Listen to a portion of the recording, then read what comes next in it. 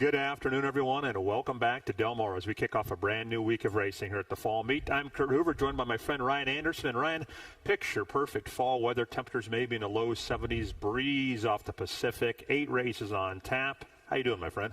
I'm doing well. Yeah, this weather's 1 to 9 to be beautiful. Right, it's right. Del Mar for a reason. So I'm excited to get into it. 8-race program, competitive, and yeah. It's going to be fun. Challenging pick 6. That's on races 3 through 8. Let's dive onto the turf in race number 1. 5 furlongs in the grass, a field of 6 set to go. I just looked up at the board, and Tiger of the Sea 1 to 5 early on. I picked the horse, but I'm not really 1 to 5. She'll drift up, probably. Yeah, she'll drift up. It looks like someone made just a pretty sizable wager there early on. I also picked the 5, Tiger of the Sea. Last time out, was so erratic down the stretch, but through 5 furlongs, had the race won. I think that final furlong kind of did her in. And second off the layoff for Brian Corner, I think is just going to improve. Blinkers off. I wonder if maybe that's because the horse was looking around in the stretch. Maybe that's what kind of led to the erratic behavior. But I thought Tiger of the Sea deserved a big look. And then other than that, I went with the 3, Pure Chaos. Just a new face in a race where 4 of them are coming out of the same one. Yeah, I thought Pavel's a 12 ran okay on the outside, too. She had to need her last race. She had not been out in a long time, so not real creative in the first 5, 6 for me. On to race number 2, 1 mile, starter optional claimer. How do you see this one, Ryan? Yeah, Scatify is the clear horse to beat, I think, off those efforts, and the 2-turn dirt races are very strong. Has lost to horses like Parenting, Nisos on debut. But I went with the 3, Art Consigliere. Stretching out to the 2 turns for the first time on dirt. Has had some good steady progression for the Leonard Powell barn. So I thought this one deserved a shot. 5 to 1 is fair enough for me. Yeah, I thought this was kind of an interesting race with just a 6-horse field. You talked about Scatify was face good horses. Toppers at Seaside, you talked about turning things around last time, and I know the barn always was high in this horse, and he just never put things together. Well, he did last time. The number is giant, visual is giant, and Ryan, that the key for me is the runner-up came back and won by 12 lengths on Sunday. I got an 82 buyers, so whatever. Something changed with those 2 horses. I'm going to give Toppers at Seaside a slight nod over Scatify and make it 2-5 in the second. Third race, the All-Sos are out, 9 through 12. Just talking with our morning line maker, my friend John Lees, before I came down. We both said good luck on this race. They're all firsters. They're all okay pedigrees. They're all related to some winners. There's nothing that really jumps out at you. A tough race to sort through, and it does kick off the pick 6 today. It does. It's a tough race to kick it off because, again, as you said, all debut runners. I think the morning line was spot on, though. Marla Hooch is definitely going to be the favorite. I think bettors are going to just default to D'Amato and Fresu teaming up. But his numbers aren't super strong with first-time starters. 5 for 39 with the 2-year-old turf sprinters. I went with number 4, Pronounce It. Simon Callahan's pretty strong with this. 3 for 10 with his first-time starters. 430 ROI. And then, obviously, you mentioned a lot of the breeding here is related to turf winners. The 4 is no exception to that, so I went with the 4 on top. Yeah, I picked the 5 libel proof with no great confidence, but the workout reports were good on this horse. I like the 40. I like the 2 gate works are better than the flat works. Always a big fan of that. 247 and change gate works. So I picked libel proof on top. Marla Hooch is trained well enough. The Dams had 4 winners. Pronounce It's got a little pedigree. Dams had 5 winners. 2 of those debut. One was an 11-time turf winner. So a scramble. I think for pick 6 purposes, for me, you play the board, right? Yeah. See how the betting's going and who's getting bet early, because it's that kind of race to kick things off today. 4th race, field of 8 going in this one. These are $10,000 claimers. How do we sort this one out? Yeah, pretty heavy lean for me in the pick 6 with the number 2 Mongolian Max. I feel like claimed steps up a little bit, but placed to win in my opinion. The numbers are very consistent for horses at this level. I thought this one for Paul Aguirre and Wilfin Arantes are pretty placed to win. I thought the 1 Prince Prancelot deserved a look underneath as well. I'm with you on Mongolian Max. I've known Paul for a long, long time. We used to play basketball together many lifetimes ago, but Paul has a small barn. You know, when you got a small barn, you got to play somewhere you can win. I like the placing here because it makes sense. The purse is $28,000. That was an open 16 the horse comes out of, so a big drop in class. Orantes rides. I went to Mongolian Max on top. I thought Resemblance ran okay last time. I thought he was trying to finish. He's steadily improving. He's kind of a grinder, but they're all kind of grinders. So I thought he would be, would be finishing here. 2-5 for me in race number 4. On to the 5th. Back onto the turf at 1 mile. What do we do here?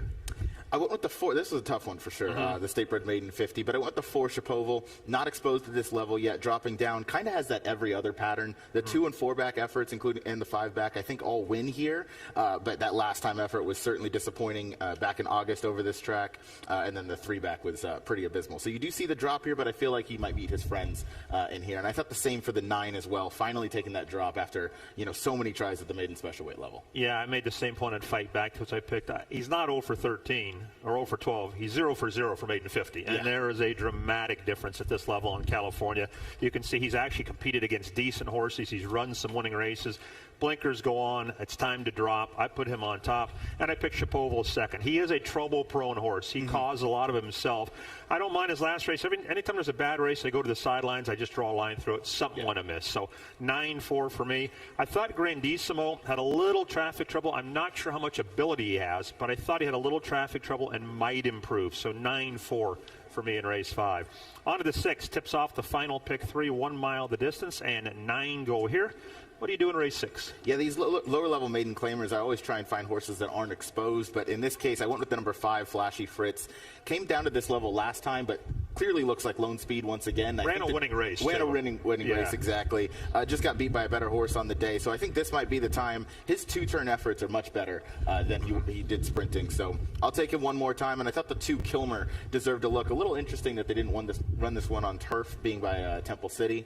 But nonetheless, Hector takes aboard. This one's had some sharp morning workouts as well. So 5-2 for me. I picked the same horse you did, Ryan. I hope Steve Miotti has a big day because I got him winning some races today. Flashy Fritz, I dropped to this level. He ran his race. Yeah, he got beat, but he was 4 clear of the rest. That's a winning race. I love the fact he's had a month in between races, and Maldonado rides back. One happy dude to me is run like a horse who wants to route. I'm not sure how much talent he has, but I think he'll be better going 2 turns. So I went 5-4 in race number 6. On to the 7th. Said I hope Steve Miotti has a natural double here because I like Titanic Thompson. I got to say, from a personal standpoint, Ryan, I made a big wager in this horse last time. I had him keyed in the trifecta. If he ran second, I would have hit one out of the park. He got beat. I mean, a whisker on the money.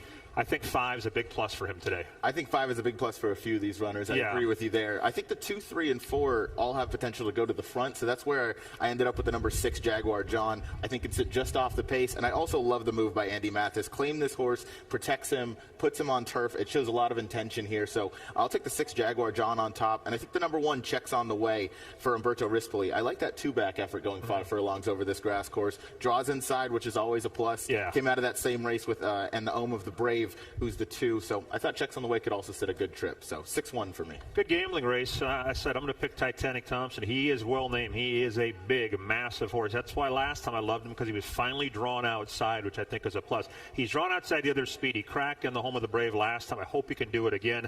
And then for second, I'm with Jaguar John. Like you, I've always liked this horse, right? And what I really like is it's good barn to good barn to good barn to good barn. Miotti took him back, which means he liked him. Bob Hess did well with him. Andy Mathis is a good barn. So I went to 3-6 in race number 7. 8th and final. Take out the 4, take out the 5. So we got a field of 10 to close things out. Some horses who have run, a first-timer. How do you sort this one out? Yeah, this one's a tough one to end the card on, but the 7, Lady K Westfall, probably going to be your clear speed, especially trained by Luis Mendez. I did go to the far outside in Victoria's Jewel. I thought those last 2 efforts for George Papadromo was kind of inside the other speed there, and that's always a tough place to be. For sure. Draws to the far outside. Especially with cheaper horses. Exactly. They don't really have the kind of heart that a horse like Fierceness of Forever Young might have. So Victoria's Jewel drawn to the outside this time. I think can sit a nice trip, maybe just trip out sitting offside of Lady K Westfall. So 11-7 for me. Yeah, I thought those were the 2 to beat. I'll throw in one other price horse, Southern Anton. When she ran at San Diego, I watched her race in Emerald, and I thought she ran pretty well. Now, it's very hard to judge those Emerald races when they come down here. Some can run, some have no chance, and it's tough to sort them out. I thought last time she ran a little bit better in looks. Didn't break real sharp, had some traffic trouble. Like the fact Cohen rides her back. I give her a little bit of a look. Lady Westfall faced the boys last time. She's back with fillies, and your point on Victoria's Jewel is right on. She's outside the other speed today, and with cheaper horses, a big difference. So for pick 6 purposes, 3 deep, 9, 11, and 7 to wrap things up. Ryan, as always, enjoyed the visit. Good to be back to a nice, calm kind of week after the Breeders' Cup storm. We're back in action. Thank you, Ryan. You got it. Thanks, Kurt. Good luck, everybody. Ryan Anderson has been my guest. Thanks to all of you for watching. Post time in about 42 minutes. I'll join you in a paddock in about 20.